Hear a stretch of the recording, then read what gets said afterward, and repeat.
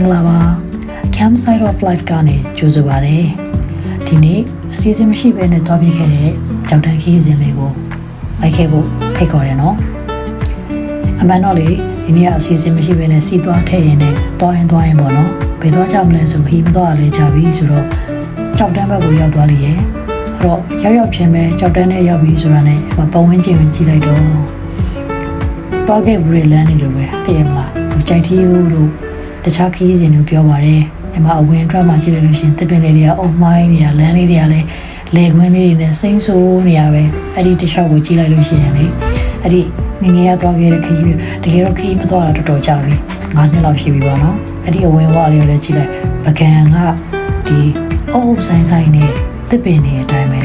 တော်တော်လေးကိုလည်းစိမ့်ဆိုးတယ်ဆိုတော့အယံသဘောကျတယ်အဲ့ဒါလေးကိုလည်းပြချင်တယ်ခီးမသွားတဲ့တကယ်ချင်းတွေရှိလို့ရှိရင်လည်းအဲ့ဒီနေရာလေးကိုသွားဖို့ပေါ့နော်ခီးလည်းမသွားဖြစ်ပါဘူးတွိုင်းနဲ့ဘယ်ထိရောက်သွားလဲဆိုတော့လေကျွန်တော်တို့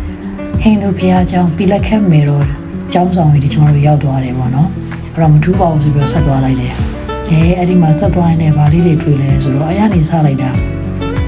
အဲ့မှာလေတဲလေးတွေနဲ့ရောင်းနေတဲ့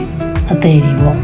ဟင်းရွက်သေးတွေရှိတယ်အဲ့မှာငါးတွေလက်ဆက်ငါးတွေရောဟင်းရွက်တွေရောအဓိကထန်းသီးမုတ်တွေကျွန်တော်ခဏမားတယ်လေပြာရည်တို့လို့ခေါ်တယ်မားတယ်အဲ့ဒီမုတ်တွေတခုလည်းရှိတယ်အဲ့ဒါဗာလေကောက်လိုင်းတီလို့လည်းခေါ်တယ်အဲ့ဆိုင်ကကောက်လိုင်းတီလေးတော်တော်စားလို့ကောင်းတယ်ကောက်မြင်းမောင်းနေလည်းစားလို့ကောင်းတယ်အဓိကအဲ့မှာဟင်းရွက်တွေကတော့ရှယ်လက်ပဲအမှသာချိလိုက်တော့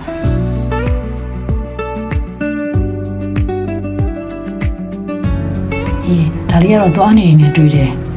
ကောင်းလေးပေါ့နော်အဲ့မှာချစ်လို့နည်းနည်းလေးသူ့လည်းတပုံရိုက်ပေးခဲ့တယ်သူကလည်းပါချင်တယ်ဆိုလို့ရိုက်ပေးခဲ့တာ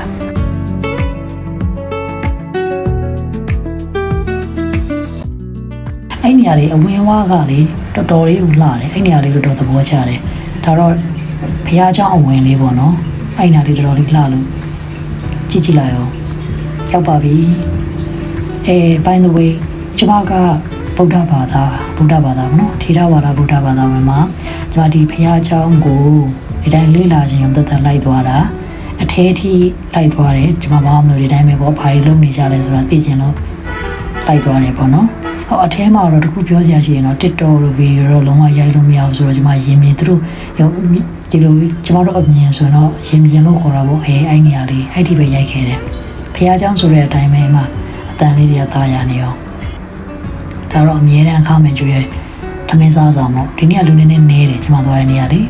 အဲ့တော့ထမင်းစားတော့ပြီးတော့ဘာမှမလုပ်ရရှိရလို့ပြန်လာကြပြီအပြန်လမ်းမှာတော့သမိုင်းဝင်ကြိုက်ခောက်ဖျားကိုလည်းဝင်ဖူးခဲ့ပါတယ်